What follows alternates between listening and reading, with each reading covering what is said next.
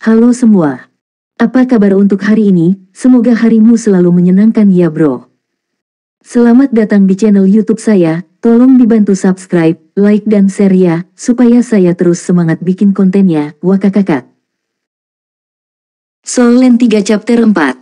Chapter 4 memasuki akademi.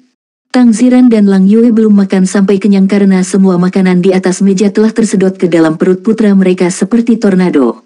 Namun, Tang Wulin masih belum kenyang. "Nak, apakah kamu legenda pemakan makanan yang marah?" kata Tang Ziran tanpa daya. Pada akhirnya, semua makanan di atas meja dihirup oleh perut Tang Wulin, dan Lang Yue harus melarangnya makan lagi. Bingung, Tang Wulin menatap ayahnya. "Ayah, kenapa aku marah?" Tang Ziran menjawab, "Ayah benar-benar ingin bertanya kepadamu nak, apakah kamu berencana untuk memasuki kelas Master Jiwa, atau apakah kamu ingin ayah membantumu memasuki kelas biasa?" Tang Wulin menjawab, "Tentu saja itu kelas Soul Master. Saya ingin menjadi Master Jiwa yang terkenal." Tang Ziran dengan tegas berkata, "Jiwa bela dirimu adalah rumput Blue Silver." Bahkan dalam legenda tentang leluhur Sekte Tang, rumput Blue Silver adalah jiwa bela diri yang sangat rata-rata. Mengolahnya pasti akan sulit, dan Anda akan menghadapi banyak tantangan. Apakah Anda benar-benar ingin berjalan di jalan ini? Ya, saya ingin menjadi Master Jiwa. Setelah saya menjadi Soul Master, saya bisa menghasilkan banyak uang dan membelikan ibu dan ayah banyak makanan lezat. Tang Wulin penuh dengan mimpi kekanak-kanakan. Di samping, Lang Yue mengawasinya dengan mata merah dan berpikir tentang bagaimana dia selalu berperilaku baik dan bijaksana sejak dia masih kecil. "Bagus," Tang Ziran mengangguk. "Karena kamu sudah mengatur ini, maka ibu dan ayah akan mendukungmu. Tetapi jika Anda menyesali pilihan ini di masa mendatang, beritahu saja ayah, dan saya akan membantu Anda mentransfer kelas. Ingatlah bahwa ibu dan ayah tidak pernah menginginkan Anda menjadi naga atau burung phoenix. Kami hanya ingin Anda bahagia. Kami akan puas selama Anda senang. Tidak ada yang lebih penting di hati kami selain kebahagiaan Anda. Apakah kamu mengerti?" Tang Wulin tersenyum cerah sebagai balasannya. "Aku sudah sangat senang sekarang." Selain lebih lapar dari sebelumnya, Tang Wulin juga tampak lebih haus dan lebih mengantuk sehingga dia harus tidur lebih awal. Keesokan harinya, tepat ketika langit menampakkan kilatan cahaya pertama, Tang Wulin dibangunkan oleh ayahnya. Hari ini adalah hari di mana dia akan mulai menghadiri akademi. Dia telah secara resmi memasuki kelas Master Jiwa Akademi Gunung Merah. Ini akan menjadi hari pertama dari 9 tahun belajarnya. Menurut peraturan yang ditetapkan oleh Federasi Sun Moon, Akademi Dasar dan Menengah memiliki biaya kuliah gratis dan wajib. Akademi Dasar berumur 3 tahun sedangkan Akademi Menengah berumur 6 tahun. Ada beberapa cara untuk memasuki akademi tingkat lanjut, prestasi luar biasa, membayar uang sekolah yang sangat mahal, atau memasuki akademi sains dan berspesialisasi dalam bidang studi. Tang Ziran menemani Tang Wulin ke gerbang akademi sebelum pergi karena akademi itu sangat dekat dengan rumah mereka. Sebelum berangkat kerja, Tang Ziran berulang kali mendesak Tang Wulin untuk langsung pulang setelah pulang sekolah. Kelas Soul Master secara khusus memiliki seorang guru di pintu depan untuk menyambut siswa baru. Jelas, mereka diperlakukan lebih baik daripada siswa biasa. Kelas biasa akan menerima pendidikan budaya normal sementara kelas Master Jiwa juga akan belajar bagaimana menggunakan kekuatan jiwa bawaan mereka untuk menjadi Master Jiwa. Mereka juga akan diajarkan pengetahuan yang penting untuk Soul Masters dan bersiap untuk memasuki akademi menengah. Kelas Master Jiwa tahun ini hanya memiliki 15 siswa, jumlah anak yang telah membangkitkan kekuatan jiwa terlalu rendah. Itu bahkan lebih jelas di kota kecil seperti kota Glory Bound. Kedatangan tahun ini sebenarnya bisa dianggap banyak.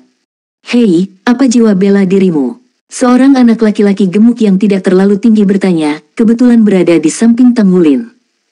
Mereka semua pada usia yang sama, semua dipenuhi dengan rasa ingin tahu dan antisipasi untuk kelas Master Jiwa. Tang Wulin dengan bangga menjawab, "Itu sama dengan leluhur pendiri Sekte Tang, rumput Blue Silver." Saat dia mengatakan ini, dia membalik tangannya, dan cahaya biru berkedip di telapak tangannya. Seutas rumput Blue Silver menari di telapak tangannya. Namun, dia tidak memperhatikan bahwa rumput Blue Silver ini berbeda dari yang kemarin. Di dekat akarnya, rumput telah berubah menjadi warna emas samar. Itu sangat tidak jelas sehingga jika tidak ada yang bisa menemukannya kecuali mereka memeriksanya dengan cermat. "Puff," si gemuk kecil berkata dengan nada menghina, "Ah, rumput Blue Silver. Itu jiwa bela diri sampah. Setelah menghina Tang Wulin, dia mengabaikannya dan dengan dingin pergi. Tang Wulin tidak bisa menerima ini. Lalu bagaimana denganmu? Apa jiwa bela diri Anda?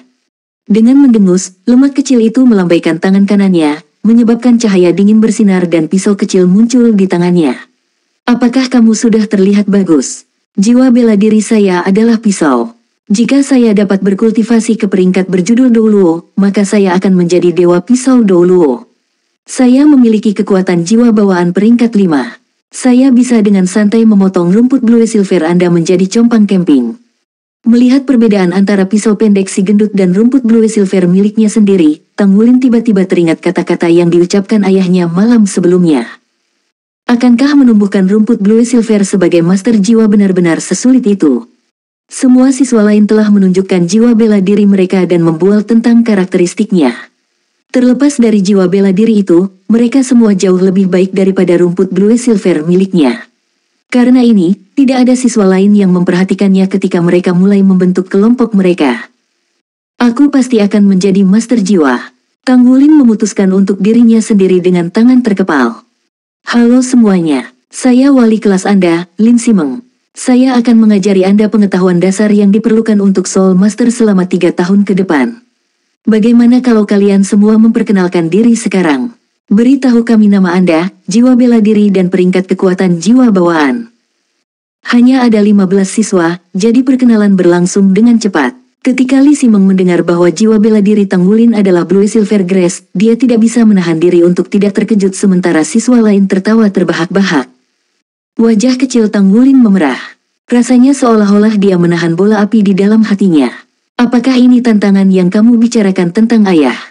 Lin Simeng dengan cepat mendapatkan kembali ketenangannya dan tersenyum. Hari ini adalah hari pertamamu di kelas, jadi aku akan menjelaskan klasifikasi berbeda untuk jiwa bela diri terlebih dahulu. Sore hari, saya akan mengajari Anda cara bermeditasi. Meditasi adalah satu-satunya cara untuk meredam dan meningkatkan kekuatan jiwa Anda. Jika Anda ingin menjadi master jiwa sejati, maka Anda semua harus berusaha sekuat tenaga. Seperti yang kalian semua tahu, setiap orang di dunia kita memiliki jiwa bela diri. Jiwa bela diri seseorang terbangun pada usia 6 tahun, dan itu bisa menjadi apa saja. Jika seseorang juga membangkitkan kekuatan jiwa, maka mereka dapat berkultivasi menjadi master jiwa. Sekarang pertanyaan untuk kalian semua, klasifikasi apa yang tersedia untuk jiwa bela diri? Pertama-tama, 2 kelas utama adalah jiwa alat dan jiwa binatang. Di antara mereka, semua jiwa bela diri yang muncul di tubuh adalah jiwa binatang. Jika mereka muncul secara terpisah dari tubuh, maka mereka adalah jiwa alat. Dengan mengembangkan kekuatan jiwa Anda dapat meningkatkan jiwa bela diri Anda. Setelah kekuatan jiwa Anda mencapai peringkat 10, maka Anda bisa menjadi master jiwa. Ada juga 2 kelas utama Soul Master, Battle Soul Masters dan Utility Soul Masters. Mereka yang berkultivasi dengan tujuan bertarung adalah Battle Soul Masters. Terlepas dari apa jiwa bela diri seseorang, mereka masih seorang master jiwa. Ada juga banyak klasifikasi kecil. Depresi Tang Wulin berangsur-angsur memudar ketika dia mendengarkan Lin Simeng menjelaskan klasifikasi jiwa bela diri dan Soul Masters. Dia dipenuhi dengan keingintahuan terhadap Soul Masters sejak dia kecil. Baginya, pengetahuan ini seperti sebuah pintu, membuka dunia baru yang megah. Soul Land 3 Chapter 5. Chapter 5 Na-R. Tang Wulin jelas tidak senang saat dia berjalan keluar dari gerbang Akademi Gunung Merah. Hari yang panjang ditambah dengan acara-acara besar ini jelas mengurangi harapannya. Ia dibesarkan dalam rumah tangga biasa, penuh keharmonisan. Hubungan orang tuanya sangat baik, dan mereka sangat mencintainya. Bahkan ketika dia membuat kesalahan, mereka dengan tulus akan memperbaikinya. Namun, hari ini adalah pertama kalinya dia menghadapi apa yang disebut tantangan ini. Karena jiwa bela dirinya adalah Blue Silver Grace, dia ditolak oleh siswa lain. Lebih buruk lagi, guru itu juga tidak memperlakukannya dengan baik. Pada sore hari, guru jelas menghabiskan paling sedikit waktu untuk mengajarinya tentang cara bermeditasi.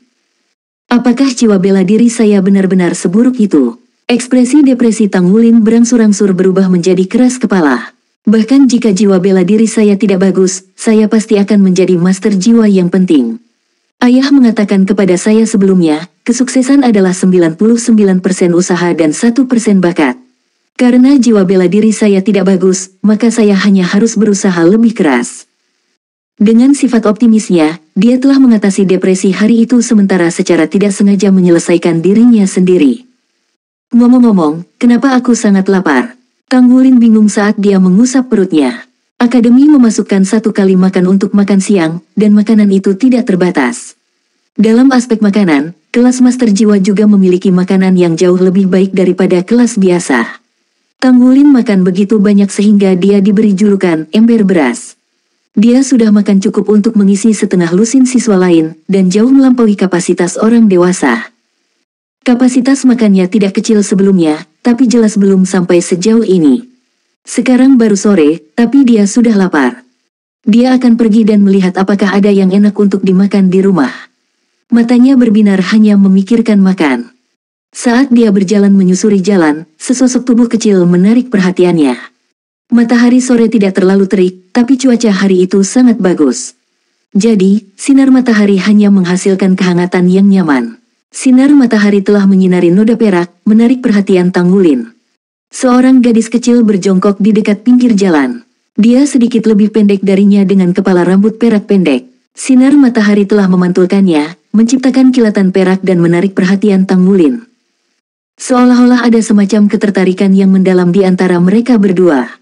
Gadis muda itu mengangkat kepalanya dan membalas tatapannya. Dia mengenakan pakaian lusuh di samping wajah bernoda kotoran, jelas-jelas menyerupai seorang pengemis kecil. Namun, selain dari rambut peraknya, dia juga memiliki 2 mata yang menonjol dari kerumunan.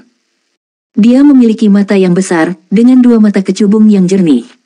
Meskipun dipisahkan oleh jarak, Tanggulin dapat melihat bayangannya terpantul di matanya, bulu mata panjang alami membingkai mereka. Mata Tanggulin sangat cantik, jadi ketika dia bertemu dengan orang bermata besar, dia secara otomatis memiliki kesan yang baik padanya. Dia secara tidak sadar berhenti berjalan. 2 pasang mata menatap satu sama lain saat gadis kecil itu langsung menatapnya dengan mata cantiknya, agak bingung. Gadis kecil, di mana orang tuamu? Tepat pada saat itu, beberapa anak nakal mengelilinginya setelah tertarik dengan rambut peraknya. Gadis kecil itu menghindari pandangan mereka, sekali lagi menundukkan kepalanya. Para berandalan itu melesat melihat satu sama lain sebelum salah satu dari mereka berseru, rambut perak benar-benar langka. Mungkinkah Anda berasal dari salah satu dari 2 benua lainnya? Saya rasa pedagang pasar gelap akan sangat menyukai rambut perak dan mata ungunya. Keserakahan mewarnai mata mereka saat mereka mengangguk satu sama lain. Anak muda yang sebelumnya berbicara berjongkok. Hei, gadis kecil, di mana keluargamu? Petik 2. Tanpa berbicara, dia menggelengkan kepalanya yang tertunduk. Berseri-seri dengan senyuman, anak muda itu berkata, apakah kamu lapar? Kakak laki-laki akan membawamu untuk makan beberapa hal yang baik, bagaimana dengan itu? Gadis kecil itu menggelengkan kepalanya sekali lagi, tapi kali ini, dia menggelengkannya lebih kuat. Anak muda itu menatap penuh arti kepada teman-temannya sebelum mengulurkan tangannya untuk menarik lengan gadis kecil itu, mengangkatnya di luar keinginannya. Teman-temannya mengepung mereka, menghalangi orang lain untuk melihat ini. Bahkan ketika gadis kecil itu menjerit ketakutan, anak muda itu sudah menahannya. Apa yang sedang kamu lakukan? Tepat pada saat itu, suara kekanak-kanakan penuh amarah memanggil, membuat anak muda itu dan teman-temannya ketakutan. Mereka tidak bisa menahan diri untuk tidak mengungkapkan wajah kesal ketika mereka berbalik untuk melihat. Orang yang datang untuk membantu orang yang menderita ketidakadilan tiba-tiba adalah seorang anak kecil cantik yang bahkan tidak mencapai pinggang mereka. Anak muda di belakang mengungkapkan jejak kekejaman. Dia mengangkat salah satu kakinya dan menendang Tanggulin pergi. Bocah, kamu berani ikut campur dengan kami. Tanggulin terjatuh dan mendarat sedikit lebih dari 2 meter, benar-benar tertutup tanah. Kalian adalah penjahat. Dia sempat berguling di tanah tapi segera bangkit. Dia menyerbu ke arah anak-anak untuk menghalangi jalan mereka. Anak muda yang menggendong gadis kecil itu memperlihatkan wajah yang kejam. Keributan yang mereka buat telah menarik perhatian beberapa pejalan kaki. Bagaimanapun, ini semua terjadi di jalan utama. Cahaya dingin berkedip dari pergelangan tangannya dan belati muncul di tangan anak muda itu. Dia menunjuk ke arah Tanggulin, pergilah jika kamu tidak ingin mati. Tanggulin memelototi dan dengan marah menjawab, penjahat tidak akan memiliki akhir yang baik. Saya seorang Soul Master, aku tidak takut padamu. Lepaskan dia. Saat dia berbicara, Tang Wulin mengangkat tangan kanannya, dan lingkaran cahaya biru muda berkedip. The Blue Silver Grace muncul di telapak tangannya dengan gaya melambai. Sebuah energi samar bergelombang keluar darinya. Apa yang bisa dilakukan oleh kekuatan jiwa peringkat 3? Itu hanya membuatnya sedikit lebih kuat dari rekan-rekannya. Dia tidak memiliki cincin jiwa untuk mendukung jiwanya. Jiwanya jauh dari kemampuan bertempur. Ini juga alasan mengapa budidaya sangat penting untuk dipromosikan dari peringkat cendekiawan jiwa terendah ke peringkat jiwa master. Anak muda itu mengalah sejenak saat teman-temannya menarik lengannya. Jika itu hanya anak laki-laki biasa, maka mereka tidak perlu melakukan apapun secara khusus. Mereka hanya harus saling menutupi, dan tidak akan ada masalah. Tetapi seorang anak yang memiliki kekuatan jiwa berbeda, pemerintah menyimpan catatan khusus tentang anak-anak ini. Bahkan pagoda jiwa memiliki catatan tentang anak-anak ini. Jika terjadi sesuatu pada anak-anak istimewa ini, pemerintah federal pasti akan mengeluarkan banyak sumber daya untuk mencari penyebabnya. Terlebih lagi, banyak penonton telah menyaksikan perbuatan mereka. Sungguh sial, kepala anak muda itu tidak menyerah, tapi dia menurunkan gadis kecil dengan geraman marah dan dengan cepat pergi dengan teman-temannya. Gadis kecil itu tersandung dan jatuh ke pantatnya. Melihat ini, Tang Wulin buru-buru berlari dan berjongkok di sampingnya. Jangan takut, saya laki-laki, aku akan melindungimu. Gadis kecil itu mengangkat kepalanya dan menatapnya. Dari dekat, mata ungu besarnya itu bahkan lebih cantik. Di dalam pupilnya, lapisan kabut sepertinya telah muncul. Jangan menangis, jangan menangis. Saya sudah mengusir penjahat. Nama saya Tang Wulin. Siapa namamu? Gadis kecil itu dengan bodohnya menatapnya sejenak sebelum akhirnya membuka mulutnya. Namaku Na-Er. Soul Land 3 Chapter 6. Chapter 6 membawanya pulang. Na-Er, itu nama yang bagus, dan suaramu sangat enak didengar. Tang Wulin membantunya berdiri. Na-Er menunduk tetapi tidak mengatakan sepatah kata pun. Di mana ayah dan ibumu? Di mana rumahmu? Tang Wulin bertanya. Na-Er menggelengkan kepalanya. Gugu, suara aneh tiba-tiba mengganggu harmoni mereka. Tang Wulin buru-buru menundukkan kepalanya untuk melihat perutnya, tetapi dia dengan cepat menyadari bahwa suara itu tidak dibuat olehnya. Meskipun wajah Na-Er tertutup debu, rona merah yang tidak jelas bisa terlihat. Apa kau lapar? Jika Anda tidak dapat menemukan ibu dan ayah Anda, saya dapat membawa Anda ke rumah saya. Masakan ibuku enak. Saat Tang Wulin berbicara, dia menarik tangan Na-Er sambil berjalan ke arah rumahnya. Na-Er mengangkat kepalanya dan melihat ke arahnya. Dari posisinya, dia hanya bisa melihat sisi wajahnya. Wajahnya memerah berkat pertarungan sebelumnya dengan beberapa pemuda, memerah karena semangat. Dia memiliki mata hitam besar dan bulu mata panjang. Dia tidak bisa membantu tetapi menatap kosong pada pandangannya yang berarti. Bu, aku pulang. Tang Wulin berteriak bahkan sebelum masuk ke rumahnya. Nak, kecilkan suaramu. Jangan ganggu tetangga. Lang Yue menegurnya saat membuka pintu. Bagaimana sekolah hari ini? Mengapa Anda tertutup kotoran? Lang Yue mengerutkan kening saat dia melihat putranya, yang tertutup debu. Setelah itu, dia melihat Na-Er, yang tangannya dipegang oleh Tang Wulin. Bu, aku bertemu dengan beberapa penjahat. Tang Wulin dengan ceria dan realistis menceritakan apa yang baru saja terjadi. Setelah mendengar kata-katanya, ekspresi Lang Yue berubah sebelum dia menyeretnya ke dalam rumah. Na-Er, yang tangannya dipegang oleh Tang Wulin, secara alami masuk ke dalam rumah juga. Nak, apa kau tidak tahu betapa berbahayanya itu? Bagaimana Anda bisa? Lang Yue jelas cemas, menilai dari napasnya yang tidak menentu. Dia benar-benar mengerti apa yang bisa dilakukan oleh para pemuda dari jalanan biasa itu. Tang Wulin menjawab dengan keras kepala, tapi ayah berkata bahwa anak laki-laki harus berani dan berani untuk melawan penjahat. Kamu, ketika Lang Yue melihat resolusi di mata besar putranya, dia tidak terus mencela dia. Apakah dia salah? Tentu saja tidak. Apa yang dia lakukan benar. Namun, sebagai seorang ibu, dia lebih mengkhawatirkan keselamatan anaknya.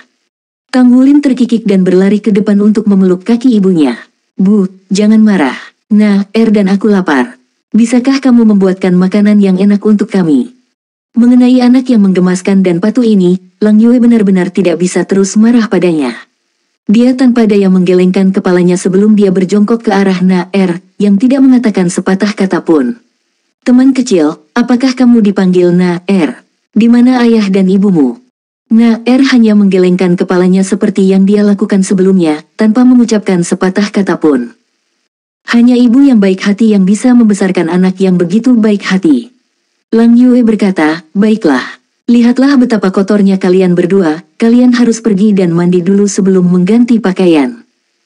Anak usia 5-6 tahun secara alami tidak perlu dipisahkan berdasarkan jenis kelamin. Lang Yue menarik kedua monyet yang tertutup tanah itu ke kamar mandi untuk memandikan mereka. Ketika Tang Wulin bertanya pada Lang Yue mengapa dia dan Naer berbeda, dia hanya tertawa tanpa menjawab. Namun, Naer dengan malu-malu bersembunyi di belakang Lang Yue. Wah, Naer, kamu sangat cantik. Saat Tang Wulin duduk di sisi meja makan, dia menopang dagunya dengan kedua tangannya sambil melihat Naer yang ada di sampingnya, mengenakan pakaiannya. Tang Wulin lebih tinggi dari Naer setengah kepalanya, jadi bajunya sangat longgar saat dikenakan oleh Naer. Namun, ini sama sekali tidak memengaruhi kecantikan Naer. Kulitnya bahkan lebih putih dari Tang Wulin. Itu sangat putih dan halus sehingga seolah-olah air dapat diperas dengan sedikit pun, dan setelah dia mandi, aroma ringan yang menyegarkan keluar dari tubuhnya. Dia mirip dengan boneka porselen yang dipotong dari giok merah muda terbaik.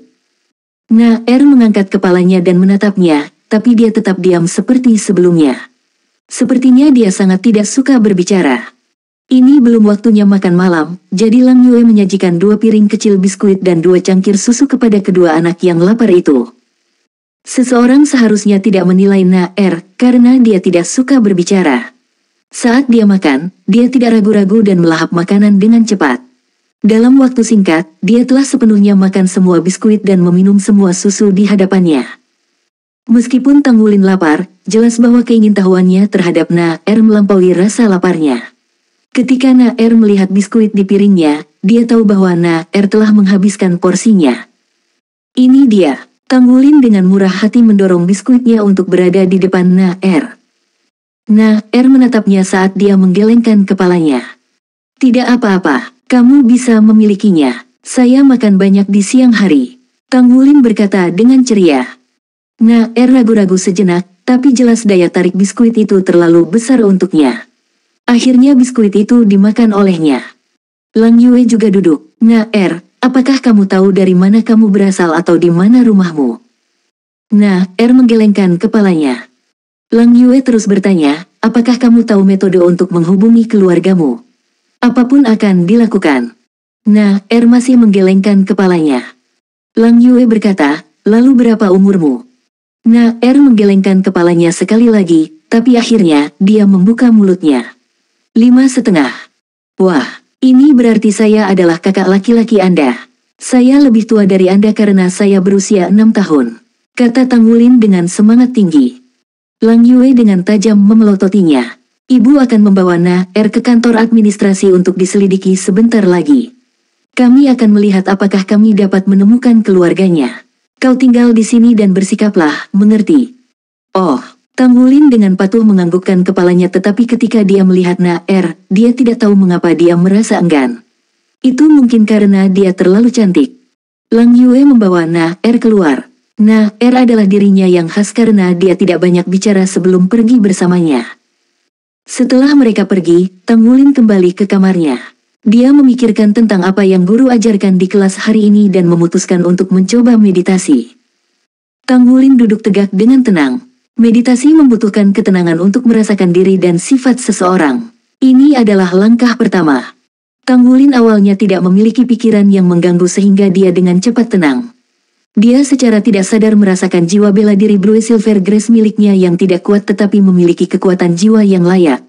Saat pertama kali bermeditasi, dia hanya diminta untuk mencapai langkah itu. Dia pertama-tama harus merasakan jiwa bela diri dan kekuatan jiwanya sendiri, memaksa pikirannya untuk menjaga hubungan intim satu sama lain.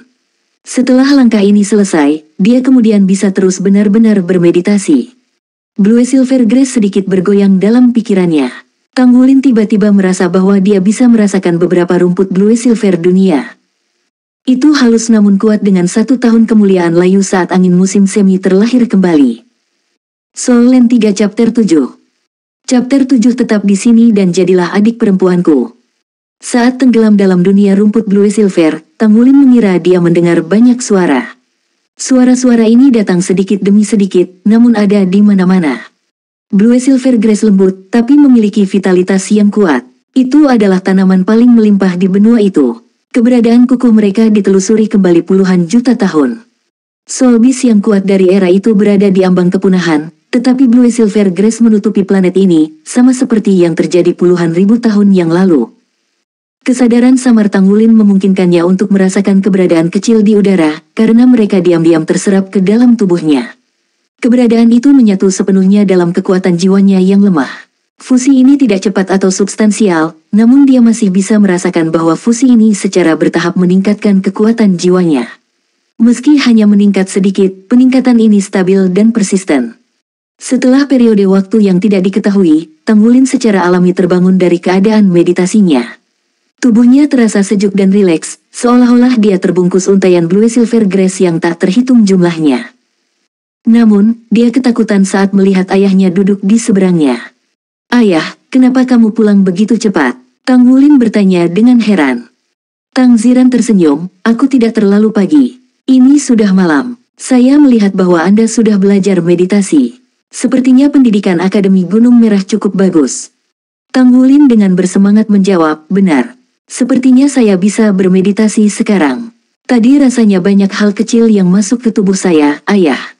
Setelah itu, kekuatan jiwaku mulai meningkat. Bisakah ini dianggap sebagai pembelajaran meditasi?" Tang Ziran terkejut di dalam hatinya. Hanya dalam satu hari, Tanggulin mampu memahami rahasia meditasi.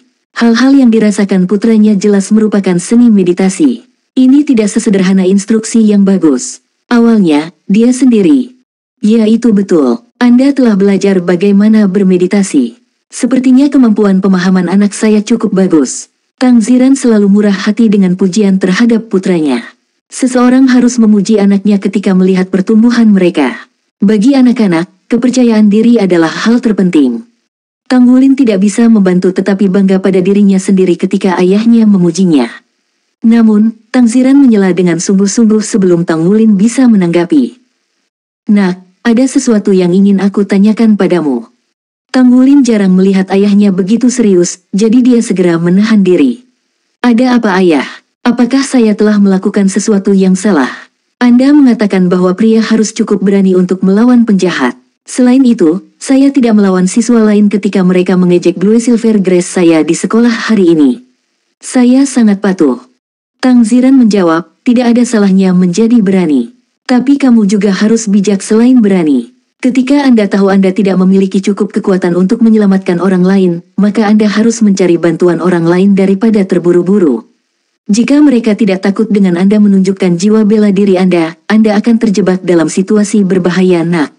Itu tidak berani, itu sembrono." Tanggulin merenungkan ini dan mengingatnya sebelum menundukkan kepalanya. "Aku salah, Ayah." Baru sekarang senyum Tang Ziran muncul kembali. Putranya hanya harus mau mengakui kesalahannya agar dia benar-benar menyadari kesalahannya. Pria tidak akan membuat kesalahan seperti itu. "Haen." Tanggulin mengangguk. Tang Ziran tersenyum. "Bagus kalau begitu. Mari kita bahas masalah selanjutnya." Tanggulin bertanya dengan heran, "Masih ada masalah lain?" Tang Ziran mendengus. "Secara alami, tepat ketika Anda berusia 6 tahun, Anda membawa pulang seorang gadis. Lalu akan seperti apa kamu setelah dewasa? Terlebih lagi, Anda adalah pahlawan yang menyelamatkan kecantikan. Tidak buruk." Baru sekarang Tanggulin mengingat masalah Na-Er dan buru-buru bertanya, "Ayah, apakah Na-Er sudah menemukan keluarganya? Dia pasti sangat cantik." Tang Ziran menggelengkan kepalanya. "Ibumu membawanya ke kantor administrasi untuk menanyakannya, tetapi kami tidak menemukan informasinya." Tanggulin bertanya, "Lalu apa yang akan terjadi padanya?" Tang Ziran menjawab, "Kamu beritahu Ayah. Apa yang ingin kamu lakukan?"